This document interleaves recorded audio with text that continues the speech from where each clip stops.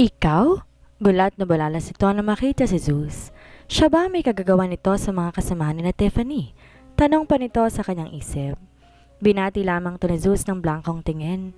Di agad nakakilo si Isaac dahil sa pagkabigla, lalo pat alam niyang isang brown belter sa taekwondo si Ryan. Paano to nangyari? Ibig bang sabihin nito'y mahusay sa pakikipaglaban ng baguhang ito? Binalingan ni Isaac na nagtatakang tingin sa Tiffany. Siya ba talaga ang may gawa nito kina Ryan? Di makapaniwalang tanong nito. Dahil dito sumama ang timpla ng mukha ni Tiffany. Bulag ba to o sadyang syunga lang? May iba pa bang katabi ang tinuro niya? Just do something. Huwag ka nang magtanong pa. Kahit si Tiffany na ang humingi ng pabor upang tulungan sila ni Isaac, siya patong tila galit. Gayunpaman di nagreklamo si Isaac sa kagustuhang magkaroon ng puntos kay Tiffany. Marahan lang tong tumango at kinuhang kanyang cellphone. Anong ginagawa mo? Just beat that asshole for me? Pasinghal na utos si Tiffany. Gigil na tong maipabugbog si Zeus dahil sa pang-asar nito sa kanila, lalo nang hindi pagrespeto nito sa kanilang pamilya. Hihingi lang ako ng tulong, sambit ni Isaac. Dito nag-abalang magpaliwanag kay Tiffany. Aminado siya sa kanyang sarili na hindi niya kakayanin si Zeus kaya agad na napagdesisyonan niyang humingi ng tulong sa Andy, ang kanyang kinabibilangang gang. Napasimangot si Tiffany dahil sa sinabi nito. Aren't you a gang member? Sinasabi mo ba na hindi mo siya kayang labanan? Tiff, hayaan mo lang siya, sabat ni Ryan. Di mo ba nakita gaano kahusay ang lalaking yan? Not even Isaac could be able to defeat him in hand-to-hand combat. Bastard. Tingnan lang natin kung kayang maging arogante ka pa rin pag dumating na dito ang miyembro ng Undying Society. Ani Tiffany sa kanyang isip habang magkasalubong ang kilay. Tinitingnan si Zeus. Bukod pa rito, pupunta rin ang kanyang ama at marahil may kasama tong mga pulis. Napangisito sa isipin yon. Segundo lang nakakalipas, nagdatingan din sina Andre. Tulad ni Isaac, nagulat din to na makita si Ryan na nasa masamang kalagayan. What happened here? Usisa agad nito. Namilog ang mga mata ni Sasha na makitang walang malay na matangkad na lalaki, pati na ang wasak na pintuan. Who the hell did this? Di makapaniwalang tanong naman ito. Tinuro ni Cassandra ang walang ka-ekspresyon ng mukha ni Zeus. Gaya ni Isaac, nagulat din ang mga to maliban kay Jonas na napatigagal ang mukha dahil sa muli na namang may ginulpe si Zeus. He's really a monster. Tila kinikilabutan itong bulong sa sarili. He did this? Napairap si Tiffany dahil sa pag-uulit na tanong na yon ni Sasha. What is wrong with these people? Sambit nito sa kanyang isip. Tumangutango naman si Cassandra. Kumpara kay Tiffany, natatakot siya ngayon sa maaaring gawin ni Zeus kung sakaling bigla nitong maisipang atakihin sila habang wala pang hinihintay nilang tulong. Lumapit si Andre kay Zeus at tumabi pa sa kinaupuan niya. Di na nag-abala si Zeus sa tingnan man lamang ito. Naramdaman niyang masinsinang sinisiyasat siya nito na para bang kinikilatis ang kanyang katawan. Di ako makapaniwala na nagawa ng baguhang tong talunin kayo. Natatawang sambit ni Andre sabay baling ng tingin kay Ryan. Hindi ba't mahusay kang mag-taekwondo? Anong nangyari? Sinamaan lang to ng tingin ni Ryan. Alam niya, iniinsulto lang ni Andre ang kakayahan niya. Mahusay si Andre sa karate at tulad niya, brown belter din to. Pero sigurado siyang wala rin tong binatbat kay Zeus. Di lang nito masabi yon dahil miyembro ito ng pamilya Aragon. Nagbibiro lang ako. I'm glad na kaya nitong bago naming utosan na depensa ng sarili niya. I'm surprised. Sambit ni Andre pagkatapos, tinapik-tapik pa ang balikat ni Zeus. Sabay na napataas ang mga kilay ni Tiffany at Cassandra dahil sa sinabi ni Andre. Maging ang babaeng staff saglit pang napahinto sa ginagawa nito na napatingin din kay Zeus. Utosan? What do you mean utosan? Is he your lucky? Usisa ni Tiffany. Kaya ba to ganito kakampante dahil sa kabilang to sa grupo ni na Andre? Plano sana ni Zeus na ibon niya kina Tiffany ang tunay niyang pagkakakinlanlan dahil kilala na rin naman siya ni na Theodore at Lance. Pero dahil parami ng parami ang tao roon, naisip ni Zeus na paalalahanan si Theodore sa pamamagitan ng text. Mabilis naman nag-reply si Theodore. Anong ibig ninyong sabihan, Mr. Lawrence? Ikaw ba ang tinutukoy ng anak ko? Oo. Di na agad nakapag-reply si Theodore. Malamang, nag-uumapaw na ngayon to sa galit dahil sa ginawa ni Tiffany. Isama mo pa rin si Malkov, kakailanganin ko pa rin sila. Basta't sundin mo lang kung ipapagawa ko sa'yo. Muling text ni Zeus. Sige Mr. Lawrence, pasensya ka na sa ginawa ng anak ko. Tatanggapin ko kung anumang balak ninyong kaparusahan sa akin dahil hindi ko pagdidisiplina sa kanya ng maayos. Napabuntong hininga na lang si Zeus pagkatapos mabasa yon. Di na siya nag-abala pang mag-reply. Okay, thank you so much, boss, ani Isaac. Sa punto namang yon katatapos ang nitong makausap ang leader ng kanilang gang. They're coming. Sabi ni boss isasama niya ang mga pinakamahusay na fighter ng aming gang. Sambit nito habang may bahagyang pangiting tinignan si Tiffany. That's great. I'm sure pupunta na rin si Dad dito. We can now teach this scumbag a lesson that he will be remembered forever in his life. Sambit ni Tiffany at malamig tinitigan si Zeus. Sa labas ng gate ng La Fernanda University, napahinto sa paglalakad ng ilang estudyante dahil sa sunod-sunod na pagparada ng motorsiklo sa tapat ng campus. Kalakip ng sticker na bungo ng taong nakadikit sa motor ng mga to, pare-parehas ding nakasuot ng mga to na maluluwag na itim na damit at may disenyo ring bungo. Para mga naka-uniforme ang mga to kung titingnan. Hindi ba't miyembro sila ng Undying Society? May pagkamanghang sambit ng isang estudyante. Sa parehong pagkakataon kinakabahan din to. What are they doing here in our school? Takang tanong naman ng isa pa. Kilala niyo ba yung isang estudyante sa BSBM class? I heard, miyembro daw yun ng Undying Society. Really? Kung ganun baka nandito sila dahil sa kanya. Tabi. Malamig na sambit na malaking mama sa mga estudyanteng nakaharang sa daanan. Balbas sarado to't may malaking pahabang peklat sa pisngi. Melchor ang pangalan nito, ang leader ng gang. Nandito na sila. Nagagalak na sigaw ni Totoy nang matanaw nito ang gang. Nagsilabasan din ng clinic sina Tiffany para salubungin ang mga ito. Thank you for coming. Malugod na wika ni Tiffany.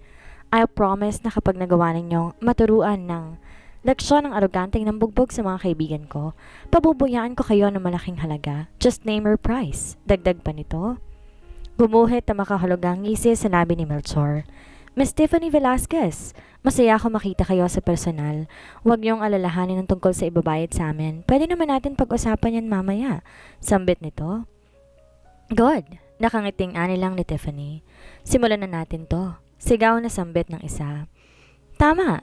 Kung sino mang honghang na yon na nanakit sa mga kaibigan ni Miss Tiffany, dapat lang talagang maturuan ng maayos na leksyon. Ani pa ng isa na umakto pang iniehersisyo ang ulo nito. Di na ako makapaghintay pa. Nasaan siya? Sumali na rin ang iba pa na tila hindi na rin makapaghintay habang si Melchor nakangisi lang na pinagmamasdan ng mga to. Di rin siya makapaghintay sa kikitain nila kay Tiffany. Kapag jackpot nga naman, sambit nito sa kanyang isip. Di maiwasan ni Andre palihim na matawa. Nanghihinayang man sa maaring sapitin ni Zeus, hindi ito nagtangkang pigilan ng mga to. Gusto niya masaksihan makipaglaban ng bago nilang kaklase. Nakakurious siya sa husay nito lalo pa na makita niya ang masamang sinapit ni Narayan. Sa kabila nito, hindi pa rin siya naniniwalang ito ang Zeus Lawrence na isa sa tagapagmana ng pamilya Lawrence sa iisa. Samantala, napahinto si Alona ng matanaw ang mga estudyante na nagtipon-tipon malapit sa kinaroroonan ng klinik. Tila may pinagkakaosyosohan ng mga to. Kakagaling nga lang ng banyo at babalik na dapat siya sa kanilang classroom.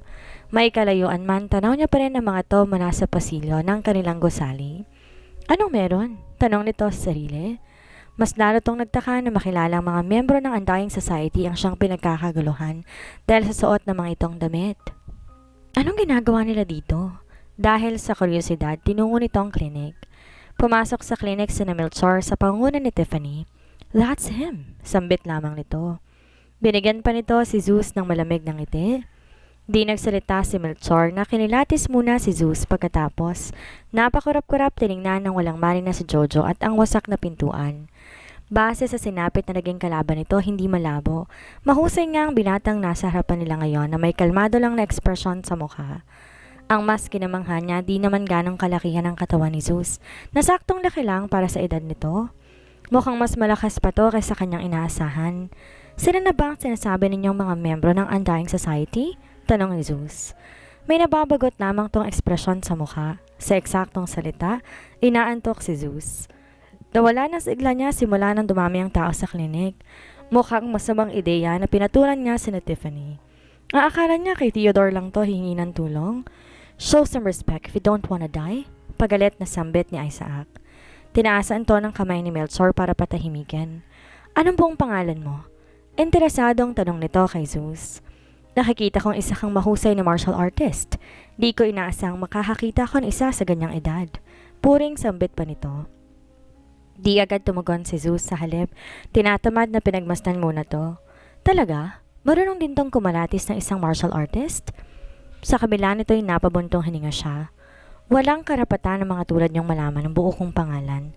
Sasabihin ko sa inyo kapag natalo ninyo ako. Nagahamong wika niya. Kung nandito sila para gulpihin siya tulad ng kagustuhang mangyari na Tiffany, malugod niya silang tinatanggap. Aba, ay ang tapang ng gunggong na to ah. Galit na sambet na isa sa mga kasama ni Melchor. Di na to napigilan pa ni Melchor na agad sinugod nito. Paambaba lang to ng suntok nang agad tumayo si Zeus at mabilis pumunta sa may gilid nito. Inawakan niya ang batok ito at gamit ng isang paa pinatid ito. Inikot niya pa to sa direksyon ng mini table at malakas inihampas ang ulo nito doon. Lumikha na nabasag na ingay. Ang mini table na gawa sa salamin na ikinagulat nila. Lahat sila ay natahimik na makitang walang mari na dugo ang mukha ng tauhan ni Melchor. Nasindak pa ang iba sa kanila dahil sa bilis ng pangyayari, lalo na sina Tiffany at Cassandra. Ang bilis niya! Naiusal na lamang ni Melchor. Maging sina Andre hindi rin makapaniwala sa bilis ni Zeus. Pare-parehong may tagagal na ekspresyon sa mukha ng mga to. What's happening? Bakit pumunta rin dito ang Blazing Phoenix Gang? Takang tanong ng isang estudyante. Walang nag-abalang tumugon dito dahil pare-pareho lang walang ideya ang mga to. Kasalukuyan silang nasa labas ng gusali kung nasa ng clinic matapos silang sundan ang mga miyembro ng Undying Society. Bumaba mula sa passenger seat ng Mercedes-Benz si Theodore habang si Malkov naman ang bumaba mula sa driver's seat. Dalawang kilalang personalidad sa syudad ng Quezon. Sino sa kanilang di makakakilala sa mga to? Isn't that Tiffany's father? Mr. Theodore Velasquez, manghang talong ng isa. May nangyari ba kay Tiffany? Bakit nandito siya kasama ng Blazing Phoenix Gang?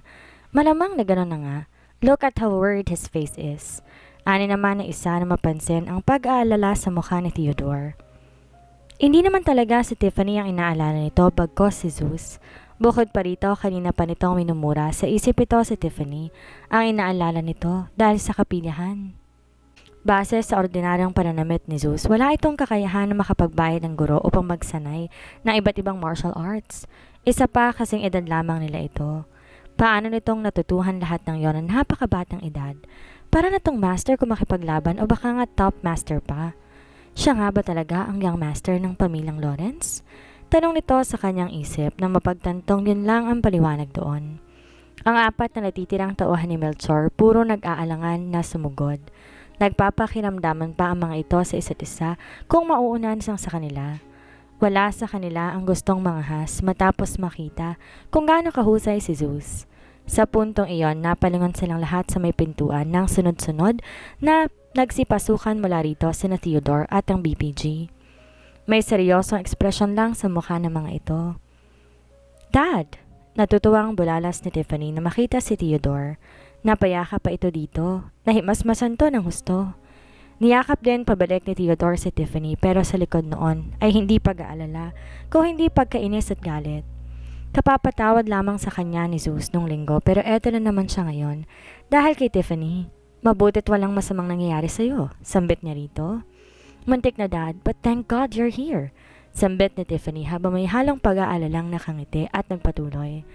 I was worried na baka saktan niya rin kami. Pagtapos yung talunin ng miyembro ng Undying Society, look what he had done to my friends. Tura nito kila Ryan at Jojo. Nagsama ba kayo ng pulis? Malamig lang nang umiti si Theodore habang nalalaban sa kalooban niya ang kagustuhang sakta ng anak. Walang kaide-ideya si Tiffany kung sinong inaasar nito. Plano pa nitong ipakulong si Zeus. Pambihira. No, tugon lamang ni Theodore pagkatapos tiningnan si Malkov. Mas lalo natuwa si Tiffany na makita si Malkov at ang mga kasama nitong tauhan. Mr. Malkov, bulalas nito. Inaasahan nitong pulis ang kasama ng mga ito pagdating pero sa halip si Malkov ang kasama nito. Higit sa mas mainam. Sa tulong ng BPG, paniguradong mas burata lang sasabihin ni Zeus. Higit na mas malakas at makapangyarihan ng BPG kaysa sa Undying Society. Binigyan lang si Tiffany ni Malkov ng tipid at pilit ng ngiti. Di may papaliwanag ang nararamdaman ni Malkov sa mga oras na yon. Kung maiinis ba siya sa kaignorantihan at pag-uugali ni Tiffany o maaawa kay Theodore dahil muli na naman nilang ininis si Zeus. Nakakatawa, hindi ba? Thank you, Dad, muling wika ni Tiffany. Napapansin ni Tiffany ang tila galit na aura ng kanyang ama, pero ang nasa isip nito, kay Zeus ito galit. Humarap to kay Zeus na may matagumpay na ekspresyon sa mukha. Look who's here, bastard. Tingnan mo kung sinong kasama ni Dad. Umayos ng postura si Zeus. Okupadong diwa nito sa pakikipaglaban, kaya di namalayan ang pagdating ni Theodore. Saglit niyang tinignan ng mga to, kaya't napasimangot. Napansin naman ni Theodore at Malkov ang pagsimangot ni Zeus. At inisip na baka nang dahil yon sa sinabi ni Tiffany. Gusto sana itong bulyawan ni Theodore pero nang maalala ang mga habili ni Zeus, pinilit nitong maging mahinahon. Take him! Utos ni Malkov sa mga tauhan nito. Kasama niya rin si Cleo at Larry na palihim pang napahanga na makita mga nakabulagtang miyembro ng Undying Society. Mr. Lawrence is really amazing, ani Larry sa kanyang isip. Mas lalo siyang namangha na makita si Zeus na wala man lang tinamong kahit anumang pinsala sa katawan. You! Ang lakas naman ang loob mong magpakita sa akin ngayon. Singhal na sambit ni Tiffany kay Alona, sabay baling sa kanyang ama. That's her dad. Siya ang kinukwento ko sa'yo may gawa nito sa akin. Turo pa nito sa bendahe sa kanyang noo. Ah, siya ba yun? Sinakyan na lang ni Theodore ang pagsasumbong ni Tiffany. Dad, are you being serious? Bakit kailangan niyo pa siyang tanungin? Pagalit na tanong ni Tiffany. Di niya nauunawaan ang kanyang ama. Napangisi si Alona. She said I'm a dog, right? Well, naapakan niya lang naman ang buntot ko, kaya hindi ko siya kinagat. Tugon niya kay Theodore. Natahimik ang buong sila dahil sa hindi nila maunawaan ang ibig sabihin ni Alona. Napatampal siya sa kanyang noo. Ang ibig kong sabihin, sinaktan niya si Kina, that kind, innocent, pure-hearted woman. Inalog ko lang naman ang konting ulo ng babaeng to para matauhan sa ginawa niya. Paglilinaw niya habang inaalala ang ginawang pagsabunot ni Tiffany kay Kina.